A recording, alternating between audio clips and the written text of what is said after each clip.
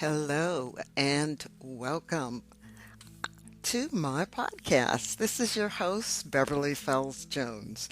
I'm an author, speaker, seminar leader, YouTube channel creator, um, Mimi, mom, gardener, whatever I choose to call myself or to accept into my life, just as you should. Who are you? And what do you want to be? And who do you accept yourself to be? On this show, I talk about how to expand your world of thought. I explore the world of positive thinking, the law of attraction and consciousness from many points of view.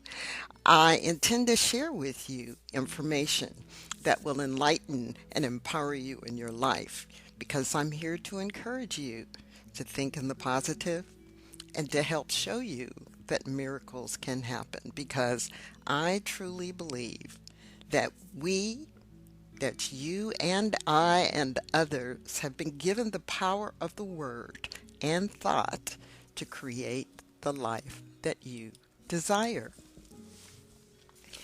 You know, last week I had a podcast was a little bit on the heavy side talking about being oppressed and having an oppressor. And really, it's how you view the world and how people who are in power want to maintain power. Now, I have to admit that when I have a little bit of power, I want to exert it like all of us do. Because so many times we feel as if we have no control over our lives. And in reality, we do. Because we have to make decisions. We have to decide what we want to accept and what we want to allow. We also have to decide how we respond in certain situations. Unfortunately, there are times when things are out of our control and we have to kind of like deal with it, unfortunately. And there have been times when I felt it was out of my control. The outcome was still based on how I responded and what I would accept and how I could accept it. So think about how you respond to situations. Think about if you respond with hate or with love. Think about if you respond with anger or peacemaking. Think about whether you have the flight and fight syndrome response. Just think about situations you could possibly be in that might show up in your life and plan on how you want to respond to that. We have a lot inside of us. Depending on what age you are, you have a lot of information inside of you. And the other day I was here and I was doing a few things and a few things happened. I was looking for stuff and trying to get things organized. And as I was doing that, a couple things came to mind. And I hadn't written a blog and I hadn't written in quite some time. And last week's podcast turned out to be a written one. And this week's, the first part of it, is going to be what I wrote during that time frame. And I want you to listen carefully.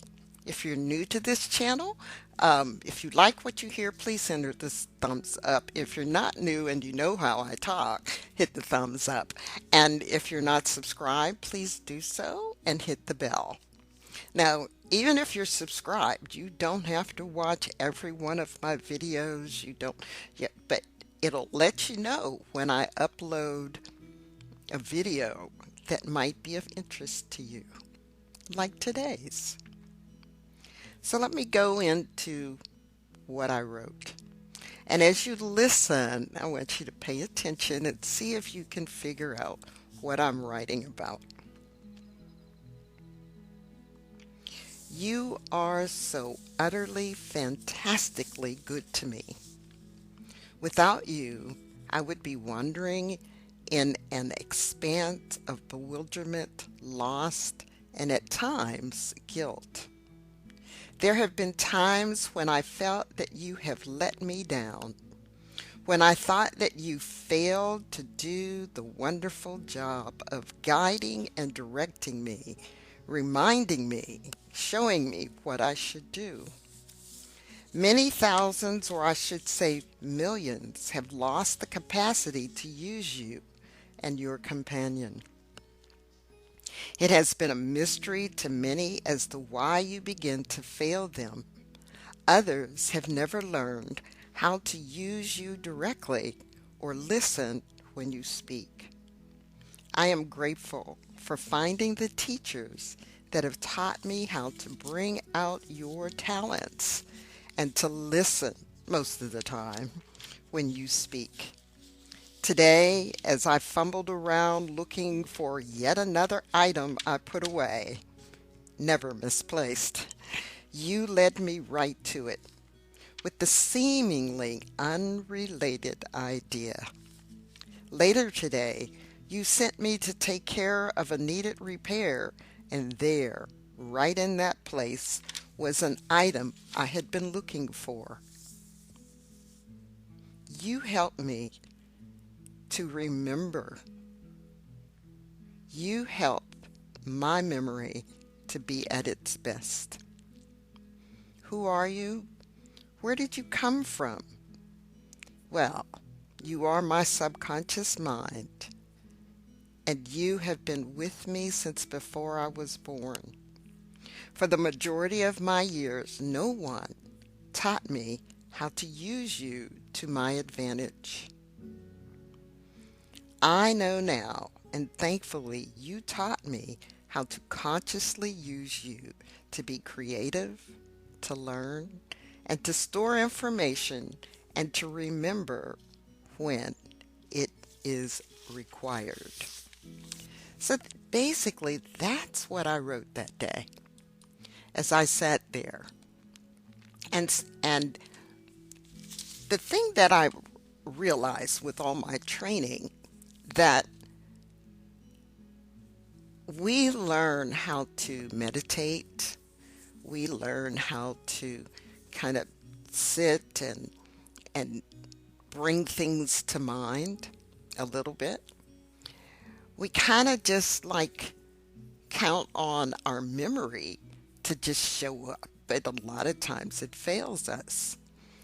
And when I talked about millions, I was talking about those who are experiencing dementia or Alzheimer's. And there's been a lot of research in that area going back to our diet, that we're not feeding ourselves correctly, and therefore our body is responding by trying to protect certain areas because we're not feeding it right. Now, that's a whole nother conversation. In fact, if you go searching on YouTube, or I do Yahoo searches, and looking at reversing Alzheimer's and dementia, you'll find quite a few articles about changing the diet. And that's all I'm going to say about that. However, we've never been taught or really learned how to get in touch with our subconscious to help us remember. And that was a breakthrough that I came to when I was upset, frantic, and out of control. I could not find my keys to my vehicle, and I looked everywhere, and in the middle of being really upset, I just stopped because I heard mentally, you'll never find your keys in this state of mind. And so I went, okay.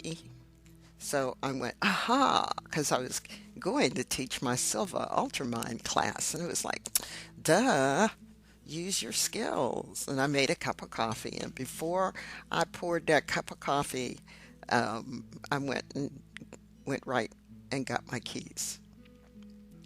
So a lot of you are taking exams. You're going to need to, pass something at work, or you need to get certified, and you're nervous and afraid of that.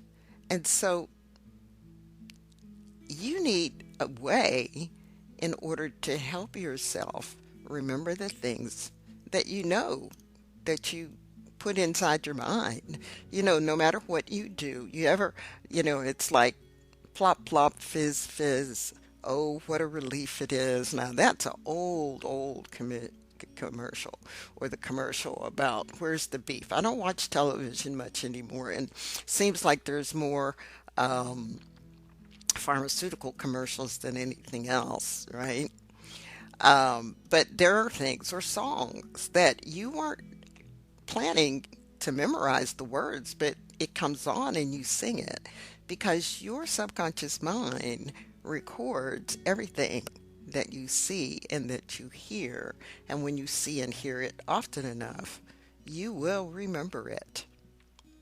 So when you're looking to do things or to find things, why is learning to memorize not enough? I mean, we've got a digital library that's available to us 24 hours a day, all the time.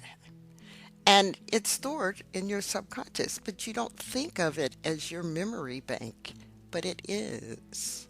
This is your digital library. So here, there are really three keys to help you improve your memory.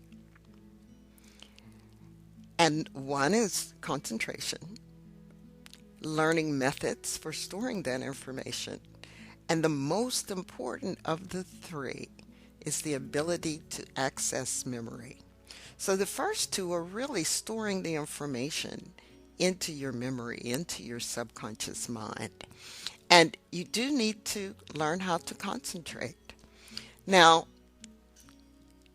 there was at one time, there is and I'm going to find it, there was a show called Unforgettable. Now, Poppy Montgomery was an actress who played the detective Carrie Wells in that show. And on that show, serving as a consultant, was another actress, Mary Lou Henner.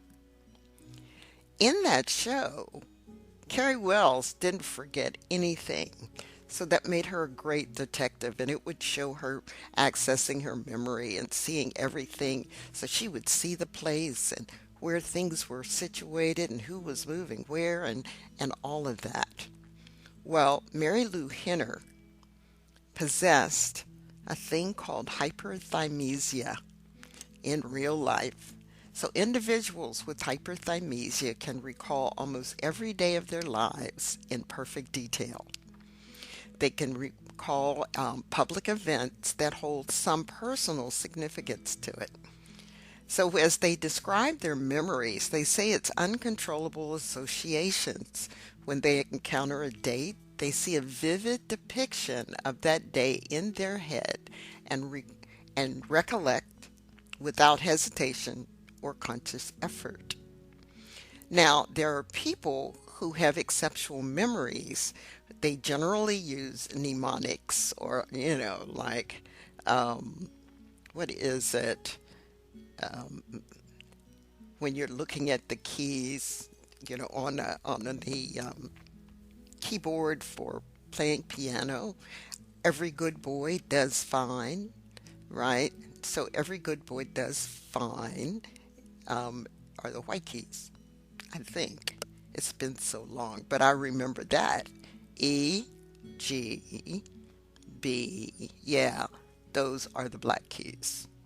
C is a white key, so every good boy does fine, right? So you learned those lines, those lines and spaces, those were the lines. That's a mnemonic, right? We've got mnemonics at different, you know, location. NBC, National Broadcasting Corporation, is what NBC stands for, and so on. So that's a mnemonic, and they can do associations with different things. They can draw pictures. They can, tell a story, sing a song, or, when I learned was spelling, it's Mississippi, right? That's how I learned to spell Mississippi, right? Because it was a rhythm. And so some people do that way. Those are ways that they remember. But hyperthymesia is just they remember everything. And actually, you have a form of hyperthymesia. You think about a special birthday that you had, if there was a special thing that happened to me one time at church, I remember it vividly, right? Or there was a time when I first met this gentleman. I remember that vividly. We pick out certain things in our lives, and then other times it's like my kids say to me, "Mom, you remember when we did so and so?" And I go, "Uh-uh." But it must have been memorable because you remembered it, right? But to me, it wasn't significant, so therefore I didn't remember it. So when you're looking at bringing things into your memory, it's there. It's just that something needs to be there to trigger it. So concentration. So if you're really working on something, then you need to be able to concentrate. There have been times you can't do two things at the same time. Matthew 6:24 says, "No one can serve two masters. Either you will hate one and love the other, or you will be devoted to one and despise the other." And that's a perfectly good example for this because you can't watch TV and read a book. Some people say, "Oh, yeah, I can keep up." Well, I've tried it before the TV was on, but I needed to read something. And the next thing I know, the program is off, right? And I use Netflix or Hulu or Prime or one of those. And it'll be, I got to start that program all over again because I got interested in something else. Distractions. So when you need to study or remember something, do not have two things going on at the same time. Another way, if you need music to be on, now some of you want hip hop and all, fast music on in the background, but next thing you know, you'll be dancing to the music.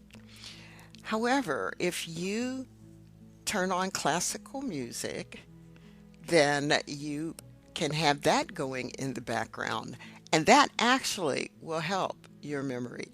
There's certain kinds of classical music that you use, and that I teach when I teach my Slam Your Exam class, and I tell you which ones those are.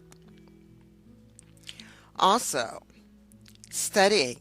There are different things people do. Highlighting, they repeat, they sleep on it, they get in study groups.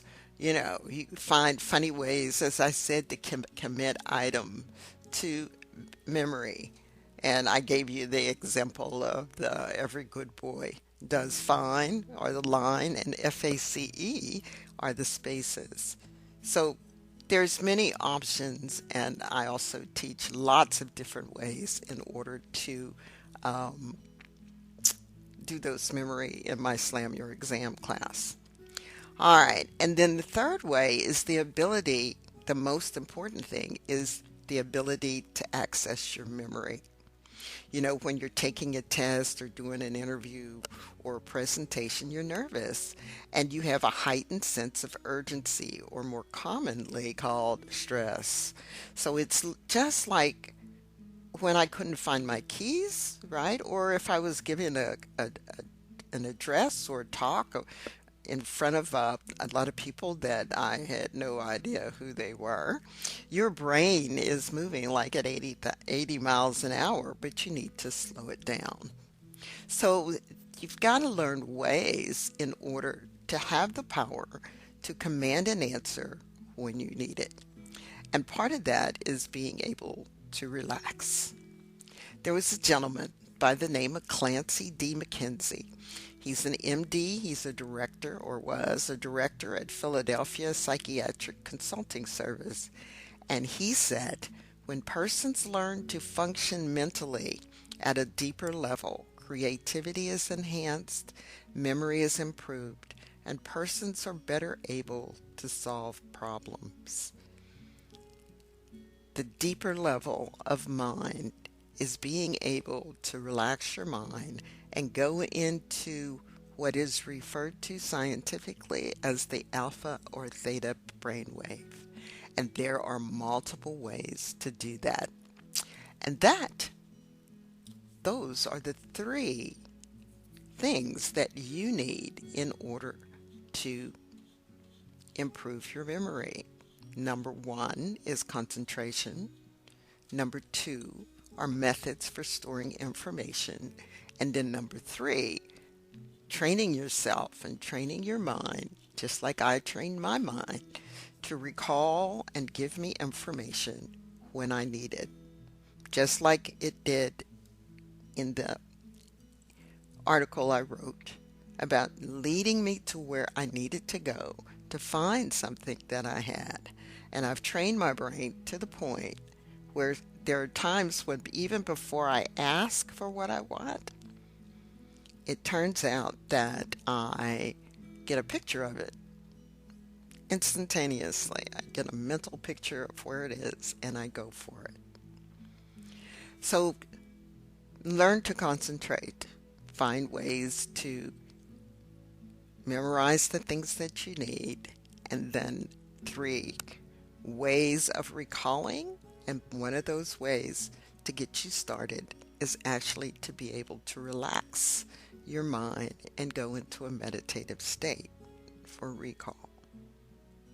This is Beverly Fells Jones, the Silver Fox of Consciousness, and I am so happy that you have been with me today, and I hope that you will join me in the future. Hit the thumbs up, subscribe, follow me on Twitter, and I'm on Facebook every so often. And just follow me here on YouTube or Spreaker or wherever you find my podcasts. As you have believed, let it be done to you, and it is so. And I'll see you in the next video.